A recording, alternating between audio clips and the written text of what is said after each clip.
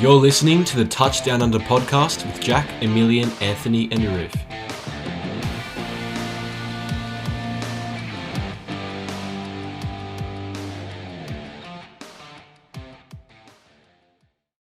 Hello everyone, and welcome back to the Touchdown Under podcast. This is episode 5. I'm Jack, your host, and as always, I'm here with Emilian. Hey, how's it going? Anthony. Good to be back. And Arif. Happy to be here.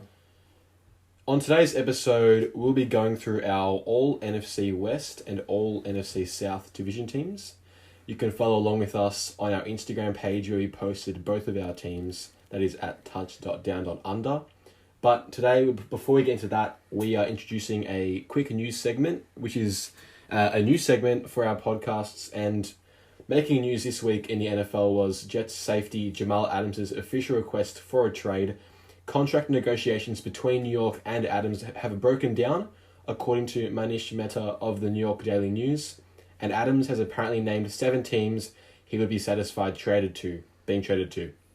The Baltimore Ravens, the Dallas Cowboys, the Houston Texans, the Kansas City Chiefs, the Philadelphia Eagles, the San Francisco 49ers, and the Seattle Seahawks. Boys, what do we think? I think that there is a great fit for him here in Seattle, and I also believe San Francisco is a great destination for him. I mean, that defense is already incredible, and to add the best strong safety in the league would be quite impressive. I think he's played in a New York Jets team that hasn't performed very well the last few seasons. These 7 teams here are either in their prime or becoming better teams. So he's obviously trying to go towards a team that will land him the best chance to win a Super Bowl in the near future. I think those final few teams that you mentioned, Jack, were the most likely destinations. I think Niners and Seattle would be a great fit, but I don't want to sleep on the Eagles. I mean, they went and picked up Darius Slay in the offseason. They completely revamped their defense. He'd be an interesting fit there as well.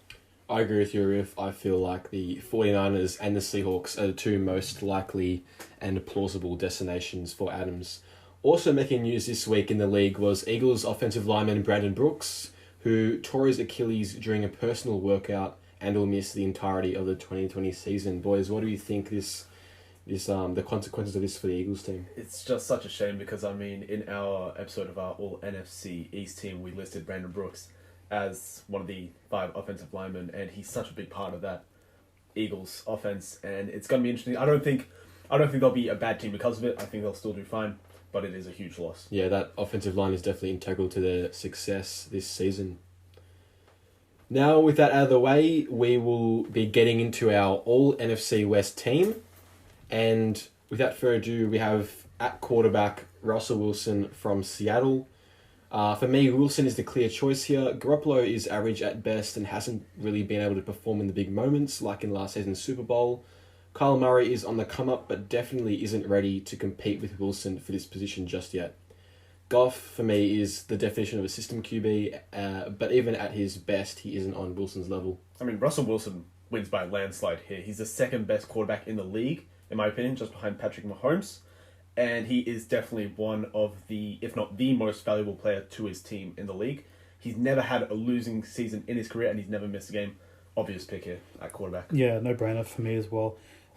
Even since his Super Bowl days 5 years ago, he's shown consistency in a team that has lost a lot of key players and firepower at many positions. So they've consistently been able to make the playoffs, and that's all due to him being consistent at his position at quarterback. Yeah, that's a good point you raised there, Anthony. He's only missed the playoffs once in his 8-year career. He continuously saves his team in difficult situations, and it seems like Seattle's constantly losing talent, but as long as Pete Carroll and Russell Wilson are there, they find a way to get it done. I agree. Now, with our 2 running backs, we have Chris Carson of the Seahawks at running back 1 and Raheem Mostert of the 49ers at running back 2. Carson is a tough and reliable back for the Seahawks, as well as being relatively effective in the passing game. He's an easy choice here at running back 1. Mostert seems like the obvious choice at RB2, with there not being many other options. However, I believe the question needs to be asked, is he the real deal?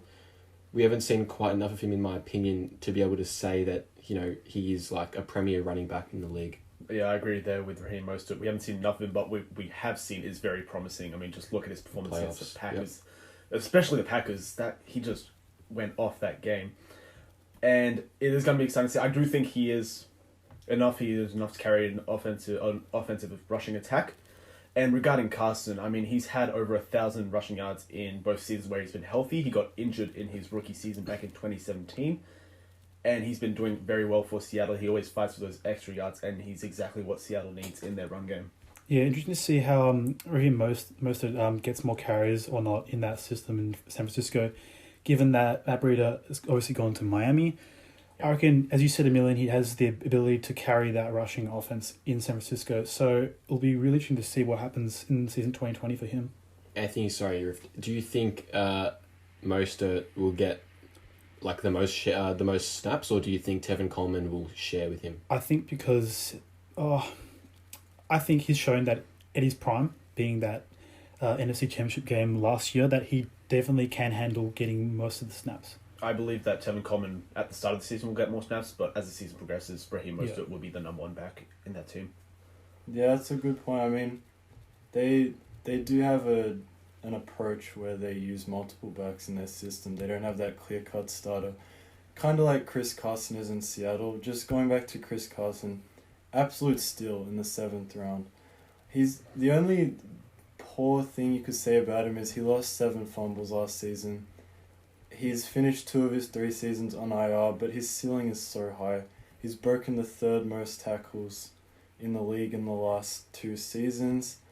And he's a great sportsman. He subs himself off a lot for Rashad Penny. At wide receiver 1, we have DeAndre Hopkins, who is now at the Cardinals. At wide receiver 2, we have Tyler Lockett, who is from Seattle. And our wide receiver 3 is Arizona's Larry Fitzgerald. The moment Hopkins was traded to the Cardinals, he became, in my opinion, the best receiver in his division. I think it's pretty clear to see that. Lockett has been, I think he's been the guy in Seattle since Doug Baldwin's retirement, and he hasn't disappointed. Last season he had 1,057 receiving yards and 8 receiving touchdowns. Fitzgerald is timeless. Despite his increasing age, he continues to produce for Kyler Murray and the Cardinals. There's an argument, however, to be made here for the Rams' Robert Woods, but for now, I think Larry gets the nod. So it's clear cut that DeAndre Hopkins is the best receiver in this division by a landslide, right? Not even close. One of the best in the league. No doubt that he's at the top here. But then this is where it gets complicated because there's such little difference in where these guys should be between Tyler Lockett, Larry Fitzgerald, and also Robert Woods. I feel like any of them could be at each position here. It's tough to choose, but I mean, Tyler Lockett's just been so impressive with Russell Wilson thrown to him. I mean, they formed such a good connection, and he's so underrated. He's in his prime right now, and I think that he's still going to carry on to be one of the most underrated and not top tier, but up there in receivers. Larry Fitzgerald, nothing much to be said. I mean, he's one of the greatest receivers of all time. He's played for so long, and he's been so consistent without the best quarterbacks thrown to him. Robert Woods, I feel like he could be definitely on this list, but he hasn't quite done enough in his short career so far. I think with Woods, Emilian, I think maybe in a season or 2, he will eclipse Fitzgerald. Oh, without doubt, yeah. Whether that be because Fitzgerald just isn't able to produce at this level anymore, or if he's retired, I feel like Woods will take that spot eventually. For me, I reckon you guys would agree, DeAndre Hopkins is arguably the best receiver in the league. His ability to catch passes has been unbelievable. We've seen that time and time again. With his time in Houston, all these circus catches he's caught with relatively average QBs thrown to him.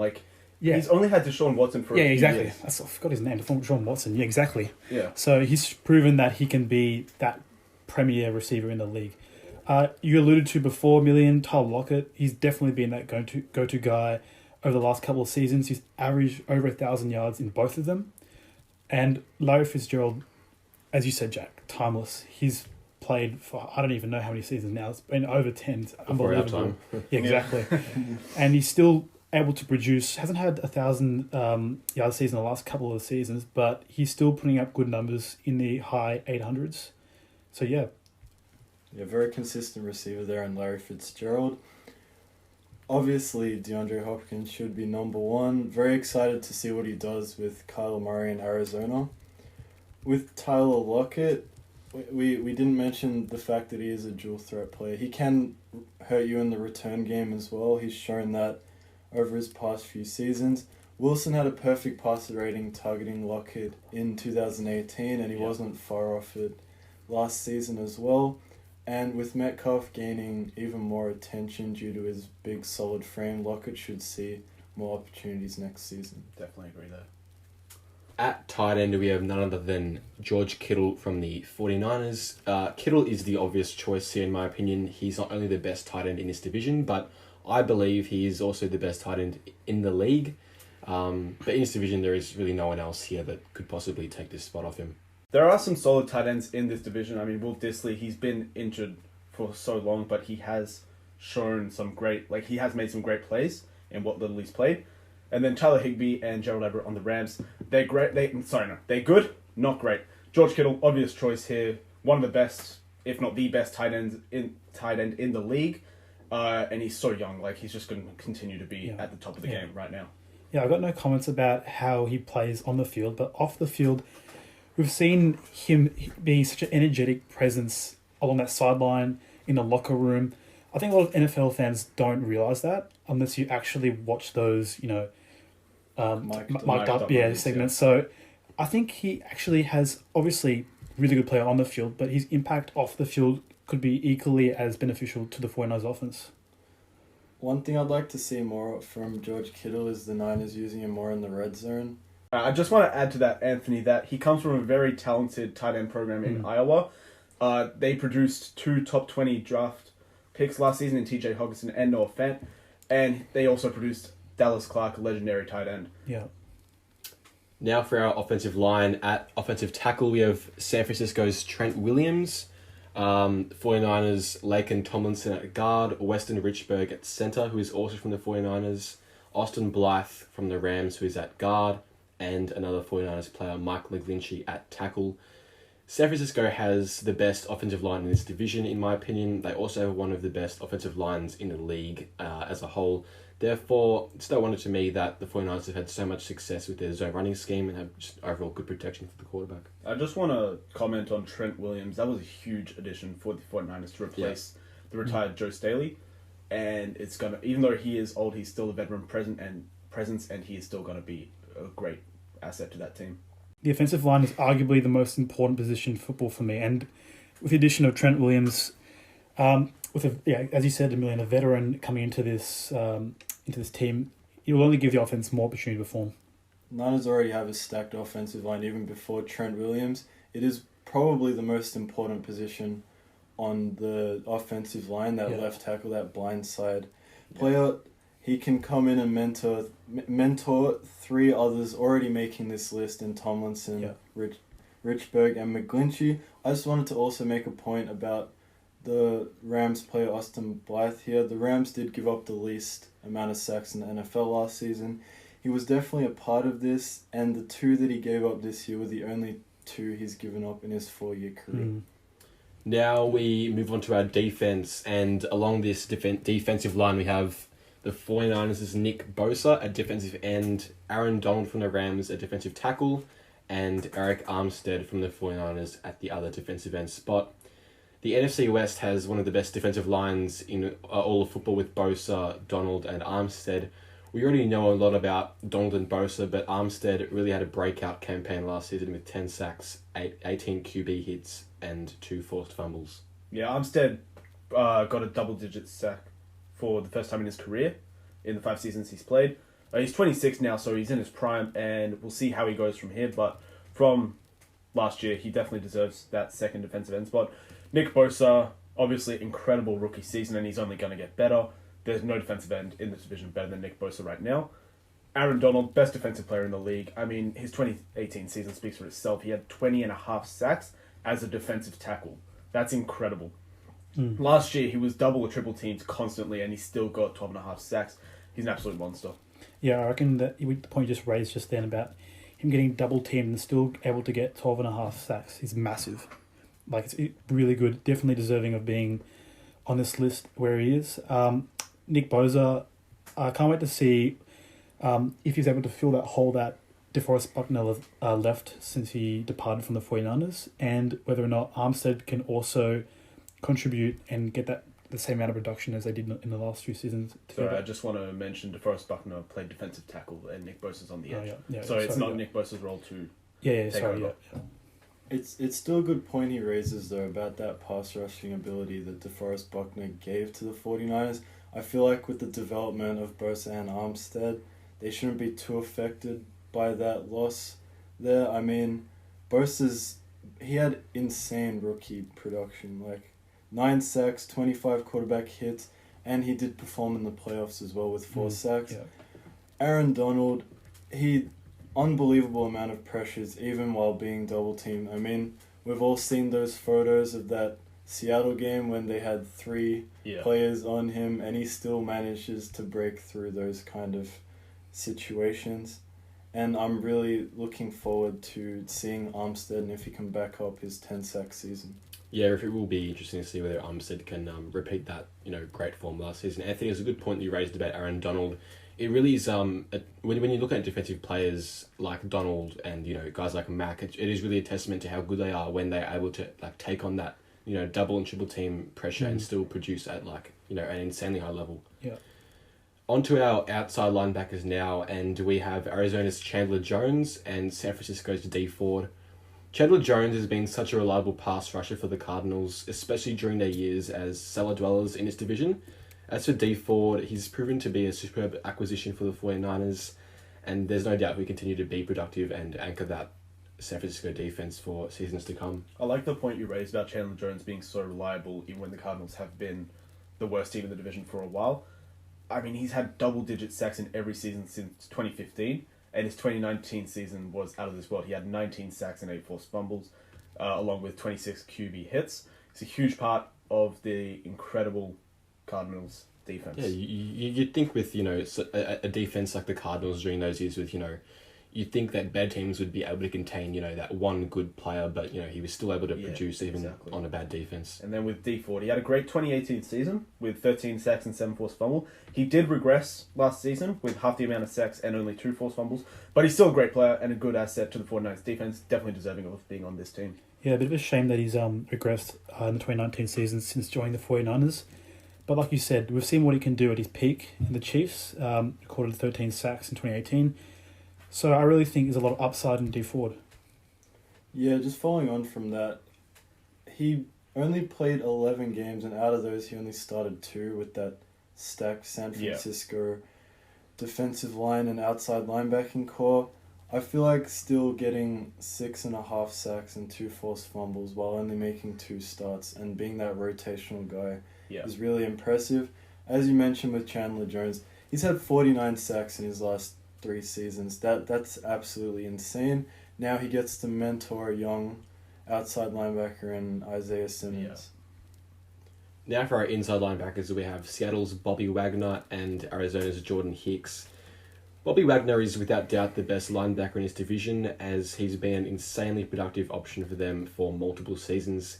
Hicks has had somewhat of a breakout year last year for Arizona, registering 150 tackles, 11 tackles for loss, and 1.5 sacks. I mean, Bobby Wagner is the best middle linebacker in the league without a doubt. There was some debate as to whether it was him or Luke Kuechly, but now that Luke Kuechly has retired, Wagner is the best without a doubt. He's had over 100 tackles in every single season in his career, and he's missed 1 game in the last 4 seasons. He's the captain of that defense, and without him, it would easily be one of the worst defenses in the league. Jordan Hicks, he really has improved in the last 2 seasons, especially in 2019. As you said, he had 150 tackle, 5 turnovers in total. He's getting close to 30 years old, but I do think he'll be able to stay at a similar level for the next few years. Yeah, he's becoming more of a senior player. He's been in the league for 6 years already. So with 150 tackles, as you mentioned, seems he's becoming more consistent. So there's no reason in that Cardinals team that he doesn't continue to perform and produce in the same way. Yeah. Do you think the introduction of Isaiah Simmons out of Clemson will have any impact on how well he performs this year? Oh, it probably would a little. Well, if you look at his stats for the last few seasons, it hasn't been over 100 tackles. So that you could say that introduction could mean that Isaiah Simmons does get more of the workload in that department. So I do think he'd probably be hindered a little bit, but not too much. The thing with Simmons is he can play strong safety as well, so they might interchange him, but I feel like Hicks will still have an impact. Yeah, that's a great point you guys were just talking about. I mean, it's hard to keep a talent like Simmons off the field with that insane sub 4.4 speed. I think in this division, these are the two of the most productive linebackers in terms of tackling. I mean, they both had over 150 tackles this season. Yeah. This was Jordan Hicks' first season where he's played all 16 games since 2016. He's shown that he can perform to an incredible level in Arizona. And there's not much more to say about Bobby Wagner. I mean, he is the best middle linebacker in the league. And as I've alluded to before about Chandler Jones and maybe him mentoring younger players, I feel like Bobby Wagner has a great opportunity to mentor first-round pick Jordan Brooks and get him settled in. That's a good point. On to our cornerbacks now. We have Jalen Ramsey from the Rams and Richard Sherman from the 49ers. Jalen Ramsey is finally on a team which has had success rushing the passer, in turn making his job much easier. He was already a matchup nightmare, and now he's poised to have even more of an impact with a good pass rush. Sherman, despite nearing the end of his time in the league, is still effective in man coverage and is definitely a threat back there for San Francisco.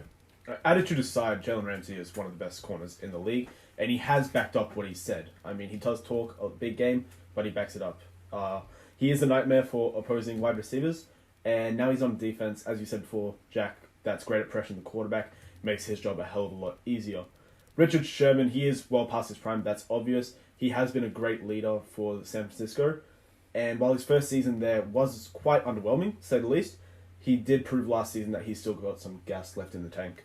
Yeah, I think the best thing the Rams could have done is to accommodate the departure of Marcus Peters, is, as you said, to get Jalen Ramsey into that team. He'll only get better with that pass rush featuring Aaron Donald.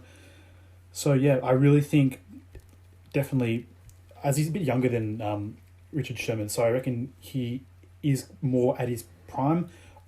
As you said, Jack, Richard Sherman has declined a little bit since his days in Seattle, but he still has that leadership. He contributes to the team. He's still good in man coverage, so there's no reason why he is considered a bad cornerback at all. Yeah, Jalen Ramsey's still only 25 years of age. He's got a lot of potential. Richard Sherman is still a great leader on that young, impressive Niners defense, and he still questions opposing quarterbacks to throw anywhere near his direction.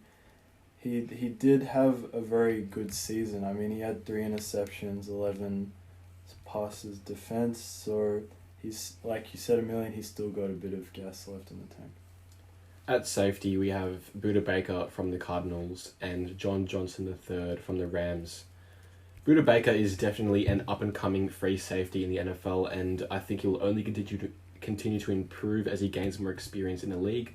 Johnson, when healthy, has been a reliable presence for the Rams in their deep secondary, recording 4 interceptions and 119 tackles in 2018 before getting injured early in the 2019 season. And Buda Baker had a great season last year. He had 147 total tackles, and 104 of them were solos. That was all him. However, I know he's showing signs of greatness. I would not be surprised if Taylor Rapp from the Rams becomes the best free safety in this division in the next few years.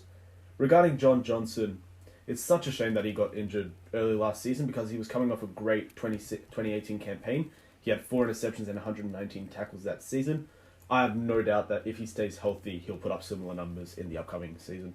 Yeah, Buda Baker is a great tackler, and he can play on defense and special teams as well. Still 24 years of age, definitely a bright future ahead of him. Like you mentioned, big shame that John Johnson got injured so early. Paired with Taylor Rapp, that could be one of the best young safety duos going forward for sure. Yeah, that is a good point you raised, Emilian. Taylor Rapp definitely could well be end up being a better player than Baker, but for now I feel like Baker is definitely deserving of his spot. Yeah. As for our special teams, we have Robbie Gould from the 49ers at kicker, Punter, we have Johnny Hecker from the Rams, and our return specialist is Richie James Jr. from the 49ers. Now that concludes our All NFC West team, and now we move on to our All NFC South team, and we start at quarterback with none other than Tom Brady, who is now a Tampa Bay Buccaneer. In terms of comparing their 2019 play, I'd probably take Breeze over Brady. However, with considerably better weapons around him in Tampa Bay than in New England, and an improved Buccaneers offensive line, I believe Brady could well outperform Breeze this season. It is a very tough call here between Brady and Breeze, without a doubt. But I do think that Brady's recent achievements do put him at the top here, obviously winning Super Bowl 53. And I do believe, as you said, Jack, that with much better weapons and an improved offensive line, Brady will have a better season than Breeze. I mean, if the Tampa Bay offense made Jameis Winston throw for 5,000 yards and 33 touchdowns, what can it do for Brady? Yeah, I agree with you there, Emilian, on that point you just made. But I think if you compare Breeze and the Saints offense and Brady and the New England, the Tampa Bay offense, it's such a 50-50 call. Like, I'd only give Brady the upper hand here just because of what he's done the last few seasons in the Super Bowl, winning the Lombardi Trophy there. But there's hardly anything in this. Breeze has shown he's a great quarterback and is still one of the best quarterbacks in the league.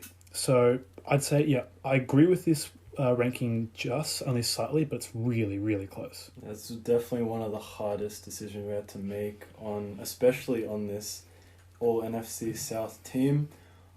I definitely agree with your points. I think Brady right now, if he shows that he can perform with Mike Evans, Chris Godwin, and of course Rob Gronkowski, I'm sure he'll have a much easier time than he had in New England.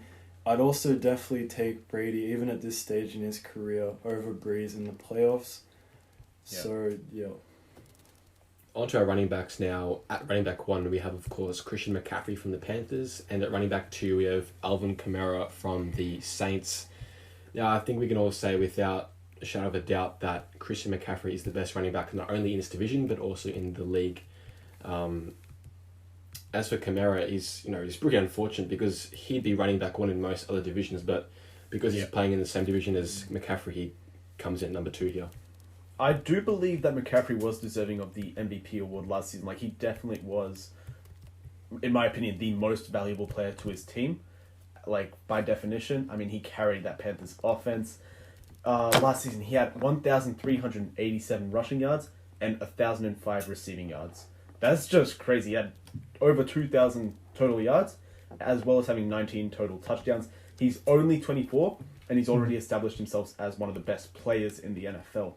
Regarding Alvin Kamara, while he hasn't reached 1,000 rushing yards in the season yet, he's had over 1,000 combined yards, rushing and receiving in each of his 3 seasons, showing how versatile and talented he is. In both his rookie and sophomore season, he had over 1,500 total yards. I'm sure he'll return to that standard of play in the next few years and be better than ever. Yeah, good point about Christian McCaffrey.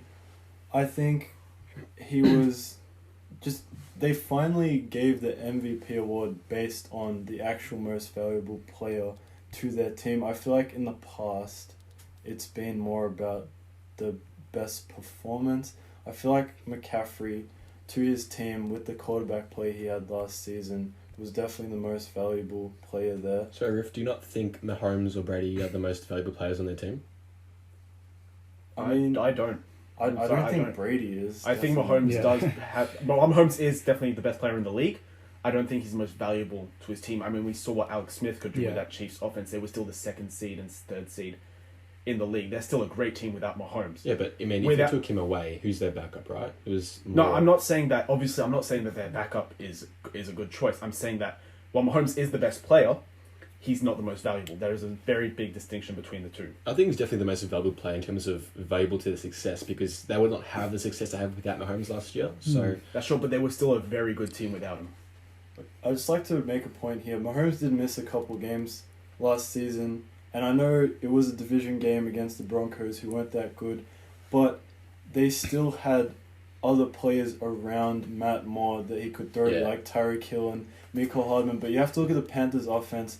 There wasn't really anyone there apart from McCaffrey that could be. I'm not saying McCaffrey is obviously the most valuable player on his team, but I also feel like if you take away guys like Brady and Mahomes from their respective teams, that they are definitely the most valuable players on their teams, and without them, they have not achieved the success that they achieved with them. I mean, it's as simple as that for me.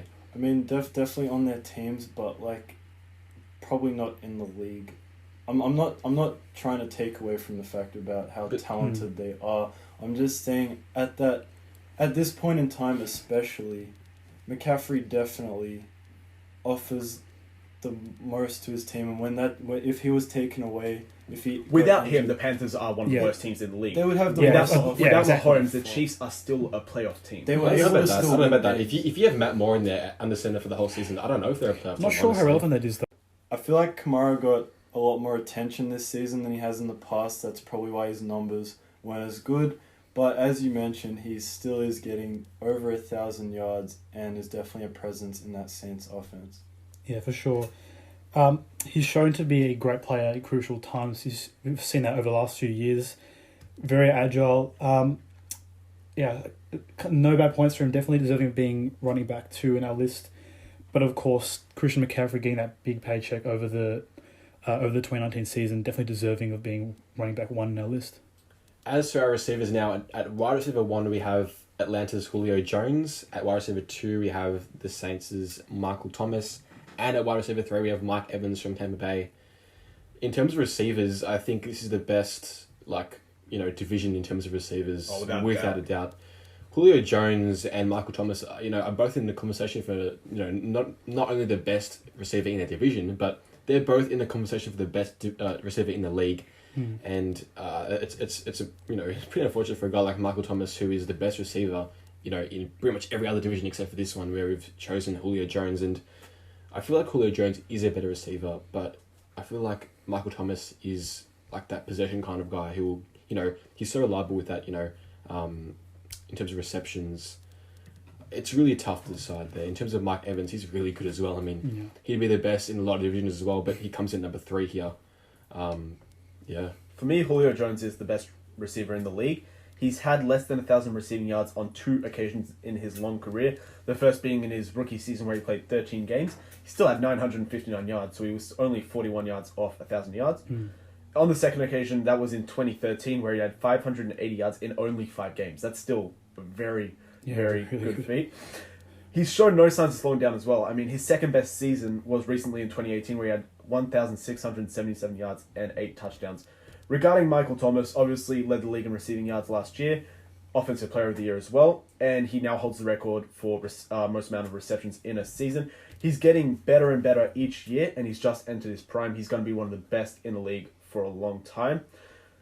Mike Evans, I don't think he gets talked about enough. He's played 6 seasons in the NFL, having over 1,000 receiving yards in every single one of them. He hasn't had a good quarterback either. He had Josh McCown and Mike Glennon thrown to him when he was a rookie, and since then he's had Jameis Winston.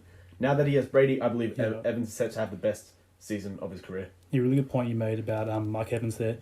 The conversation we had about Michael Thomas and Julio Jones both being really good wide receivers that if they were in a different division would be on top in terms of the talent. It's just a matter of their stats. Obviously, you said, Million, that Michael Thomas was last season's Offensive Player of the Year and held the record for the most amount of receptions in a year. But Julio's numbers over his career are just outstanding. He's averaged over 1,100 yards every season, which is unbelievable. At his best, he recorded 1,871 yards, which is astonishing. So yeah, this wide receiver core within the NFC South is just unbelievable. Yeah, there's incredible depth when you think about all the receivers there are on this division. If we're in a weaker division like the NFC East, look who missed out on this. Like Chris Godwin, DJ Moore, Emmanuel Sanders, who recently moved to New Orleans. There's a lot of guys that really could have been here, and it's just an incredible talented group. Now onto our tight end, we have Rob Gronkowski from the Buccaneers. Gorkowski has obviously had a significant amount of time off football, which puts into question his ability to perform, at a high standard still. But with a very familiar face with him in Tampa Bay in Tom Brady, I believe he'll perform well enough to be the best tight end in the NFC South, even with other guys like OJ Howard and Cameron Brate. I mean, Gronkowski was Brady's favourite target as a Patriot, without a doubt. He's arguably the greatest tight end of all time. I'd say he's up there with Tony Gonzalez in that debate. So it's a no-brainer that he's the best in the division. There isn't any other tight end in the NFC South that can compete here. I mean, Hayden Hurst hasn't done nearly enough. Ian Thomas hasn't played enough at all. And Jared Cook is the best of those three I've just mentioned, but he's still nowhere near Gronk's level. Yeah, so obviously Brady to Gronkowski over the years in New England, it's basically become a household name of those two.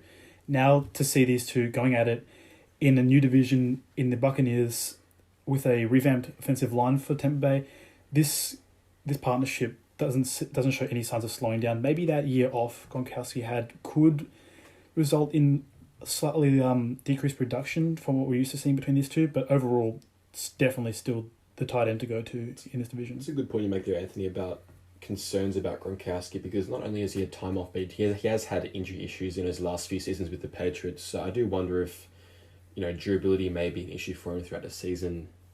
Yeah, not only that, but also the different process players have had to go through this pandemic. I feel like that's an added issue to how Gronkowski will be able to come back. But if he is able to come back and play well in that Brady-run offense, he's definitely a candidate for comeback player of the year. I do want to comment on what you said there about players obviously being in lockdown. They can't practice when they're quarterbacks, so that's going to have a huge impact, I think, for Mike Evans and Chris Godwin. But with Gronkowski, he's played with Brady his entire career, so the connection is already established there. So it's going to be very exciting to see how Gronkowski plays here. Yeah, onto our offensive line. We have Teron Armstead from the Saints at offensive tackle, Chris Lindstrom from Atlanta at guard, center Alex Mack from the Falcons at guard, Andres Pete from the New Orleans Saints, and Ryan Ramczyk from the Saints again at tackle. It's no surprise to me how our NFC South offensive line consists only of Saints and Falcons players, considering how potent both teams' passing offenses and running games really are. Now, onto our defensive line. We have Cameron Jordan from the Saints at defensive end, Grady Jarrett from the Falcons at defensive tackle, and the newly acquired Dante Fowler from the Falcons at defensive end. This NFC South defensive line is complete with some really good contributors. Cameron Jordan is the anchor of that Saints defense, as is Grady Jarrett for the Falcons. Atlanta also added Dante Fowler from the Rams in the offseason, and he gets the nod at DE2 for us after registering 11.5 sacks and 2 forced fumbles last season. And Cameron Jordan's the obvious choice at defensive end. He's one of the best defensive ends in the league. He had a career-high 15.5 sacks last season, and in the 2 seasons prior, he had double-digit sacks. He's never missed a regular season game in his career, and he's such a great and reliable defensive player for the Saints. Grady Jarrett, a very solid defensive tackle. He keeps improving every year. He had a career-high 7.5 sacks last year, as well as 69 tackles and 16 QB hits. He is definitely an integral part to the Falcons' defensive front, and I'm very excited to see what he can do in the next few years in his prime. Dante Fowler, he broke out last season. On the Rams, he got double-digit sacks for the first time with 11.5. He's still very young, so I expect more. I expect him to continue playing at such high standard for years to come. Yeah, so obviously Cameron Jordan being one of the better, arguably the best defensive end in the league. He's recorded 40.5 sacks for the last 3 seasons, which is astonishing. And given that he's a veteran presence in that Saints team already, he's such a massive advantage having him on that team. Dante Fowler, obviously the Falcons are in a very offense-heavy division with the Saints, the Buccaneers. So adding him will only benefit them in terms of being able to contain those offenses. Yeah. Cameron Jordan's definitely been a consistent presence over his career, and he's just shown that he can pretty much be that 1 sack a game player, especially this past season. Grady Jarrett, very solid defensive tackle, and he's great at pressuring the quarterback. He had 16 quarterback hits last season. Dante Fowler is still somehow only 25 years old and definitely a great addition to a team that lost outside linebackers Vic Beasley and Devondre Campbell in free agency. That's a good point there, Ruth. At outside linebacker, we have Shaquille Barrett from the Buccaneers and Demario Davis from the Saints. Shaquille Barrett had an unbelievably productive season last year, and there's no reason for me to believe he won't build on his 2019 success, especially on an improved Buccaneers defense. As for Demario Davis, he's been consistently reliable and productive for the Saints and was a relatively simple choice for us at OLB2. Shaquille Barrett, incredible season last year. He led the league in sacks with 19.5, as well as having 58 tackles. I do not think that he's going to get back to that 19.5 sack benchmark, simply because opposing teams will now know that he is the biggest threat on that Bucs pass rush, so they'll pay a lot more attention to him from a blocking perspective. I agree. Demario Davis, he's had over 100 tackles in each of the last 3 seasons, along with a few sacks here and there. He's a very solid player on this great New Orleans defense. A very consistent performer there in Demario Davis. I'd like to also mention Shaquille Barrett was undrafted back in Denver. He played 5 seasons there and didn't register the same amount of sacks that he did in this past season in his entire career. Incredible season. I don't think anyone saw that coming. Certainly not. At inside linebacker, we have Deion Jones from the Falcons and Levante David from the Tampa Bay Buccaneers. Deion Jones is an integral piece of that Falcons defense and definitely deserves the ILB 1 spot in our NFC South team. As for Levante David, he's been the epitomization of consistency for the Buccaneers and should only continue to produce at a high level in an improved Buccaneers defense. Deion Jones is an incredible linebacker in pass coverage. I mean, he's had at least 1 interception in each of his 4 seasons. He's also had over 100 tackles every season, except 2018, where he only played 6 games. In my opinion, he's the best defensive player on the Atlanta Falcons. Levante David, he's had over 100 tackles in 7 of his 8 seasons. That is a very, very incredible stat. As well as having a few interceptions and sacks throughout his career, he's incredibly consistent and a very well-balanced linebacker who hasn't shown any signs of regressing. So I agree with you a million. Deion Jones has been really good in that Atlanta linebacking core. He's the epitome of consistency. Although he did only play 5 games in 2018, over is the other 3 seasons out of his 4 seasons career so far, he's recorded over 100 tackles and has got an interception in each of his seasons, as you alluded to. So definitely deserving of being ranked where he is on this list. On to our cornerbacks now. We have New Orleans' Marshawn Lattimore and Janoris Jenkins. Lattimore has been such a reliable presence in New Orleans' secondary ever since the Saints drafted him a few years back. Lattimore should partner nicely with recent off-season acquisition Janoris Jenkins, who had been a consistently reliable presence in his entire career among that Giants defense. 2017 defensive rookie year, Marshawn Lattimore. He's had a very successful career so far with the Saints. While he hasn't played at the same level of his rookie season since, he's been very consistent. He's got at least 1 interception each season, as well as over 50 tackles. I believe he's going to stay at this level, maybe even peak a little in a few years' time. Janoris Jenkins, 31-year-old veteran. He's never had a season as good as his rookie season back in 2012, but he has been a very solid cornerback for each of the teams he's played for in St. Louis and New York and now New Orleans. He's only played 2 games for the Saints so far, so it'll be interesting to see how he plays in this defensive scheme. Yeah, so Marshawn Lattimore has been very consistent over his career. He's recorded tackles in the high 50s for every season he's played for the Saints. And I reckon that consistency is what is the advantage he brings to the Saints the most.